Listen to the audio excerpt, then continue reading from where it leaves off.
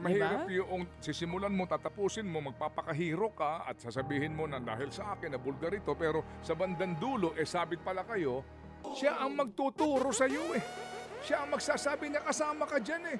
Kasama anak mo dyan eh. Kasama pamilya mo dyan eh. Hindi ba?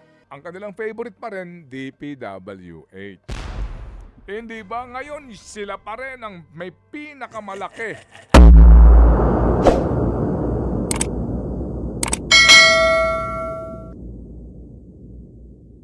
Sa atin po kasi dito, mawalang galang lang, yan po kasi ang problema, Mr. President, kapag po mga politiko o angkan ng politiko ang inyong pinag-a-appoint sa mga posisyon sa gobyerno, nauuna ang pamumulitika.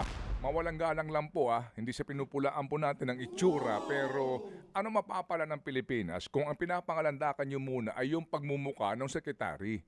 Hindi po ba? With all due respect, mga kapatid. Well, Ted Filon, walang mapapala ang Pilipinas, pero may mapapala yung sekretary. True. Matatandaan yung pagmumukha niya. May gusto na akong basahin dito bago tayo mag-short break, baby girl. Sige. Isa po namang reaksyon, galing din po sa isa pong analyst na nakikinig din po sa atin just to express ito ho namang binabanggit niya dito na opinion doon sa ating katanungan tungkol nga sa mga files na ito. Meron siyang reaksyon dito. Basahin ko lang, girl, Okay. Quote, unquote, good people used in reference to either Leviste and Barzaga seems naive or even colored. Let's call a spade a spade. At the end of it, whether or not the source is polluted, the public needs to know. And sometimes, as in this situation, the truth can only come out when honor among thieves breaks down. Regardless of the true motivations of Leviste, Barzaga, or anybody else. Yan ang kanya hong sinasabi po dito, no? Ika nga niya, isang tabi natin kung paano nakuha yan, saan nakuha yan, opo. Yun laman nito ang pinag-uusapan. Yan po ang dapat din na masusi at maimbestigahan ng walang pinapanigan. Yan po ang binabanggit niya, no? At ito daw po mga kapatid, lalabas lang ang katotohanan dito kung sila mismo mga magnanakaw ang maglalaglagan. Kaya alam mo, talagang ako sa isyong ito. Yun ang sinasabi po dito, Ang galing diba? niya. Oo. Mapapa-thank you Lord ka eh. Kasi isipin nyo na lang, kung okay. bati-bati sila, Oo. malalaman ba natin ito? Hindi ko sakali lang. Mm-mm. Kung sila ay bati-bati, Oo. alam kaya natin ito? Mangyari ba ito? Hindi. Kasi ngayon, bati-bati pa naman sila eh. Oo. Hindi mo- Saka may mga paksyon na. Bati-bati pa rin sila. Oo. Oo. Bati-bati pa rin sila. Kasi yung mga totoo at malalaki na sangkot dito, pinoproteksyonan pa rin nila. I mean, not to be naive about all of this. Ano ba ibig sabihin na naive? Narinig ko yan sa kanta eh. Hindi ho sa, di ba? Bati-bati pa rin sila, mga kapatid. Ano po? Kasi nga, yung perhaps sasabihin mo na medyo hiwalay na kami niyan, hindi na kami magkaalyado, etc. But the fact, no, na yaang supposed to be gusto mo ng kalasan o gusto mo ng humiwalay o gusto mo ng hindi ma-identify sa kanya, siya ang magngunguso sa iyo eh. Siya ang magtuturo sa iyo eh. Siya ang magsasabi na kasama ka dyan eh. Kasama anak mo dyan eh. Kasama pamilya mo dyan eh. Hindi ba? I mean, wala akong tinutukoy ng mga pangalan dito. Yun eh. Yun sinasabi dito ho sa pangyayaring ito. Sinimulan mo yan, pinasok mo yan, thank you. Ngayon ang tanong, paano mo tatapusin yan? Dapat Kasi nagmamasid kami. Tama. Dahil Kasi nag-oobserba kami. Tama. Dahil ang mga bagay na sinisimulan, hindi pwedeng iniiwang nakatenga yan. Baka naman. Dapat tinatapos mo yan. Oo. Lalo pa kung meron kang pinapangako. Kasi mahirap yung sisimulan mo, tatapusin mo, magpapakahiro ka at sasabihin mo na dahil sa akin na bulgar ito, pero sa bandang dulo, sabit pala kayo, palagay ko po naman siguro ngayong mga panahong ito, ang mga Pilipino hindi na ganun katanga para paniwalaan natin ang inyong magiging narrative dito o pagpapatakbo sa daloy ng istorya. Aba, ewan ko lang kasi basta ako dito hanggat merong t-shirt si Ma'am Dina Aquino sa akin, susuot ko to. Oh. Ako nga, ang gusto ko na isuot sleeveless eh. May sleeveless ka na ba dyan? Araw-araw. Maggumawa ka na ng sleeveless, Tita Dina. Para minsan nakasando kami dito ni Manong Ted. Wow, Oo. tapang. Oo. Nakasando tayo ng Ikulong Mandarambong. Oh, di ba? Alright, mga kapatid, sandali po lamang ha. Oo.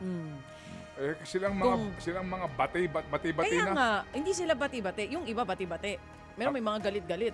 Hindi. Oh. Sigurado lang silang lahat pare-pareho. Ano? Tiba-tiba. Ay, oo nga ano.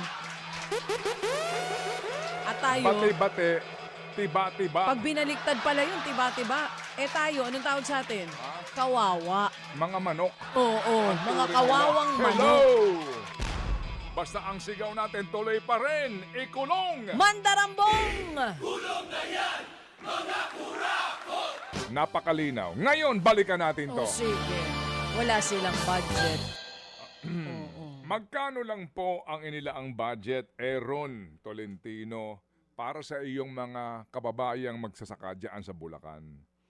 Ang kabuang budget po ng DA, mga kapatid, ito ho ay hango sa BICAM report, 185.8 billion pesos. In fairness, ito po ay 21.3% higher doon sa proposed budget na 153 lamang. Ngayon, mga kapatid, kwentahin mo yung budget na inilaan nila sa kanilang soft pork. Pag pinagsama-sama mo sila. Pero yung agriculture budget, dito pa lang tama si Professor Teodoro Mendoza eh. Dito pa lang alam mo na ang kaplastikan ng gobyernong ito. 'Di ba? Ang pagiging ipokrito ng gobyernong ito, kesyo pro-farmers, kesyo 96% ng rice produced natin, ng palay, binibili ng traders. Sabi nga ni Sir Larry, of course ang traders dyan, kung wala nang pupuntahan yung rice farmer, di dapat inayos yung NFA. Di ba? Parang sa PhilHealth. Ang PhilHealth kasi ang daming problema sa management, etc. etc. Lagyan natin yan ng ima-ififit na yan, itong mga AIX na ito. Kasi nga incompetent ang PhilHealth. Yun ang solusyon na naman po nila dito, di ba mga kapatid? Maifip, taasan ang budget. Oo. Sorry po pero ayaw namin pong ubusin pong ating oras po dito sa isyong ito. Pero gusto ho lamang namin nga kasi maintindihan po ninyo. Dahil tayo po mga consumers nga, di po ba? Ang importante po, mura ang bigas. Kadalasan po, hindi nabali sa kanyang quality. Para bagang sa mga nasa ibaba, para bang hindi nabali, may mailaman lang sa ating sikmura. Pero sabi nga ni Sir Larry, mas maganda po yung fresh, yung palay. Kasi po, iba yung quality ng bigas kapag fresh lagi yung giling ng bigas. Balikan lang po natin tong isyong ito eventually para lang ninyo maintindihan kung ano po ang prioridad ng gobyernong ito. Number 1, dahil po sa saligang batas yan edukasyon. Pero hindi tayo sure dyan kung paano nila na naman gagastusin yan. And of course, ang kanilang favorite pa rin, DPWH. Hindi ba ngayon sila pa rin ang may pinakamalaki sa lahat ng kagawaran except doon sa constitutionally mandated na departamento na dapat may pinakamataas na budget. Mga kapatid, still, it's 529.6 billion pesos. Wow. Naalala ko, yung trilyong pisong budget nila noong nakaraan. Mabot ng trilyon yun, di ba? Yes, trillion. Oo, kasi pinilit nga nila noon dahil ang dami na nagsasabi na dapat mataas under the law, dapat under the Constitution, dapat mataas DepEd.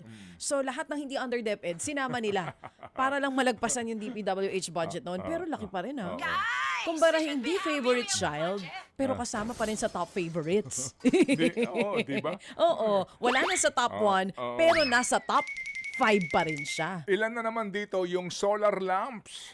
Ilan Cat's na naman eye. dito ang cat's eye? Ilan na naman dito po yung mga barandilya?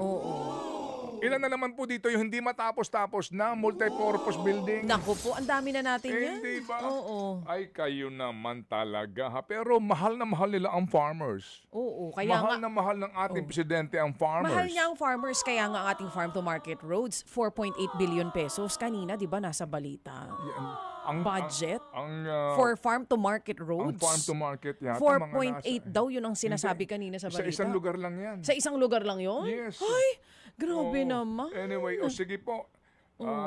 Dito lang ho tayo muna magtatapos. Ay, hindi pa tayo magtatapos, 9:04 Dito pa po sa lang. ating pinag-uusapan na Oo. ito, para lang ho natin maintindihan nga ang prioridad ng gobyernong ito. And sa mga mambabatas din po natin, sila ho lahat, pro-farmers yan. Yung ang isa ngayon na nandiyan sa DepEd, nung tumakbo yan senador, naka-costume pa ng farmer yun Oo, naka-costume pa ng farmer. Meron pa siya ditong tuwalya. Kung lang ho magmaneho ng jeep Hindi. Yan yung Isa pang nuknukan ng plastic nun. magmaneho ng jeep talaga. May tuwalya dito. Hindi, naka-ano pa yung costume niya kasi mahal na mahal niya ang farmers. Oo. Eh baka love niya talaga.